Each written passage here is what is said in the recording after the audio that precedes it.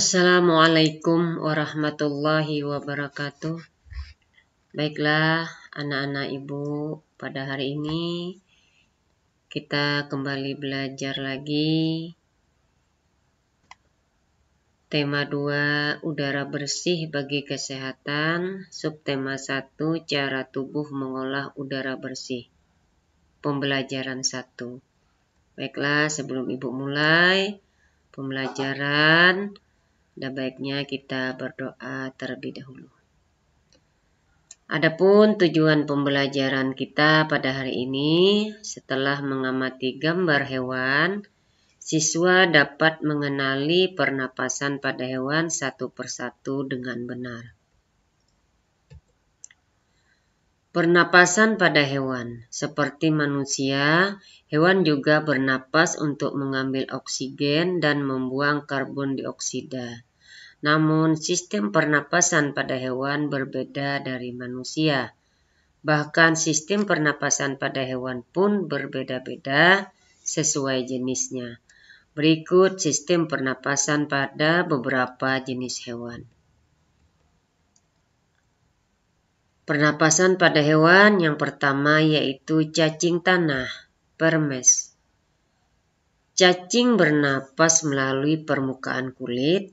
Cacing menyukai tempat lembab untuk menjaga supaya kulit tubuhnya selalu basah dan berlendir agar memudahkan penyerapan oksigen dari udara. Saat udara masuk melalui kulit, oksigen diikat oleh darah yang mengandung hemoglobin, lalu diedarkan ke seluruh tubuh. Zat sisa pembakaran berupa karbon dioksida dan uap air dikeluarkan dari tubuh juga melalui permukaan kulit. Yang kedua, serangga, insekta. Serangga bernapas dengan menghisap oksigen dan melepaskan karbon dioksida. Alat pernapasan serangga berupa trakea. Trakea yaitu sistem tabung yang memiliki banyak percabangan di dalam tubuh. Percabangan trakea disebut trakeola. Trakea mengedarkan oksigen langsung ke semua sel tubuh dan organ serta menyerap karbon dioksida dari semua sel tubuh untuk dibuang.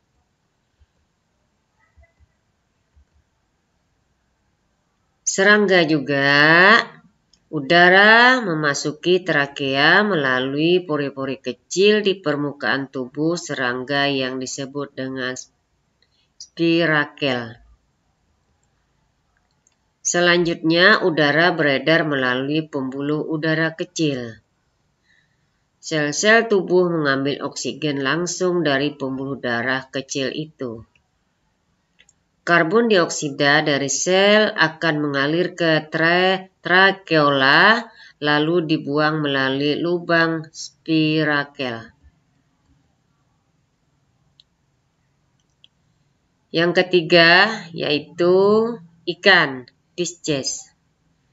Ikan bernapas dengan organ khusus mirip saringan yang disebut insang.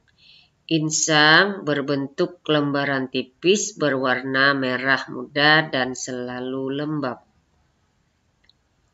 Insang terdapat tepat di belakang rongga mulut pada kedua sisi kepala ikan.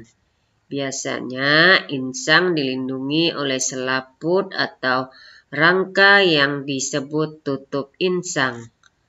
Dalam kurung operculum, di balik tutup insang ini terdapat 4 deret insang yang saling tumpang tindih. Pada insang tersebut, pembuluh darah halus. Pembuluh darah ini dapat menyerap oksigen yang terkandung dalam air dan melepaskan karbon dioksida dari darah. Insang juga berfungsi sebagai alat pengeluaran garam-garam dan sebagai penyaring makanan. Untuk mendapatkan cukup oksigen, ikan 1. Tutup insang menutup. Secara bersamaan mulut terbuka dan dinding mulut mengembang, saat itulah air terisap masuk. Kedua, rongga mulut menyempit dan mulut menutup. Secara bersamaan tutup insang terbuka, akibatnya air keluar dari mulut dan melewati insang. Ketiga, saat itulah oksigen dari dalam air terserap dan karbon dioksida dikeluarkan. 4. Amfibi, katak. Katak termasuk hewan amfibi, yaitu hidup di darat dan di air. Saat masih berupa kecobong, katak hidup di dalam air dan bernapas menggunakan insang. Setelah berumur 9 hari, kecebong bernapas menggunakan insang dalam. Insang dalam akan menyusut seiring mulai berfungsinya paru-paru dan katak muda pun tumbuh menjadi katak dewasa. Katak dewasa bernapas menggunakan paru-paru dan permukaan kulit.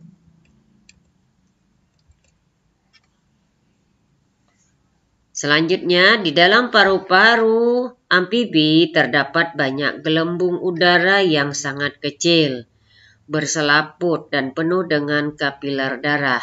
Di dalam gelembung udara, oksigen diserap dan karbon dioksida dikeluarkan. Selain dengan paru-paru, katak juga bernapas melalui kulit.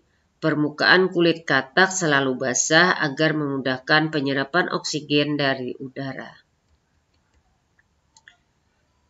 5. Reptil. Reptil bernapas menggunakan paru-paru, udara masuk melalui hidung, lalu ke batang tenggorokan, lalu ke paru-paru. Paru-paru reptil terletak di dalam rongga dada dan dilindungi oleh tulang rusuk.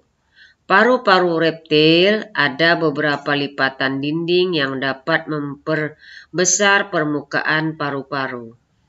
Paru-paru kadal dan buaya lebih kompleks dengan beberapa belahan dan bertekstur seperti spons. 6. Burung, Apes. Burung bernapas dengan sepasang paru-paru yang terletak di dalam rongga dada. Udara yang mengandung oksigen masuk melalui lubang hidung pada pangkal paruh sebelah atas. Selanjutnya, udara masuk ke pembuluh darah yang disebut trakea.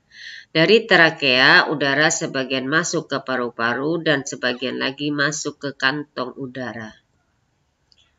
Burung menghirup udara sebanyak-banyaknya saat tidak terbang.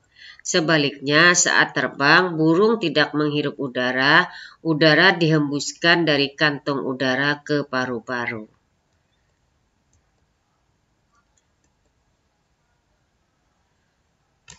Kantong udara burung berfungsi sebagai tempat menyimpan udara.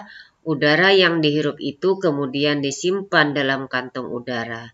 Saat terbang, burung mengambil dari kantong udara dalam membantu mencegah hilangnya panas tubuh yang terlalu besar dan memperkeras suara.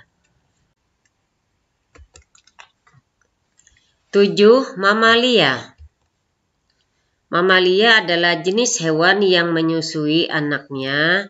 Ada 2 jenis mamalia, yaitu mamalia darat dan mamalia air. Mamalia darat misalnya kambing, sapi, kerbau, dan kuda. Mamalia air misalnya paus, duyung, dan lumba-lumba. Alat pernapasan mamalia darat terdiri atas hidung, pangkal tenggorok, batang tenggorok, dan paru-paru. Perhatikan gambar organ pernapasan kuda berikut.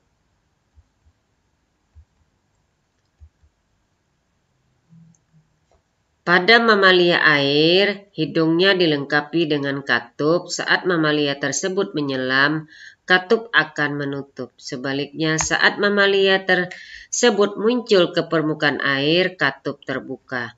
Saat katup terbuka, mamalia air tersebut akan menghirup oksigen serta mengeluarkan karbon dioksida dan uap air.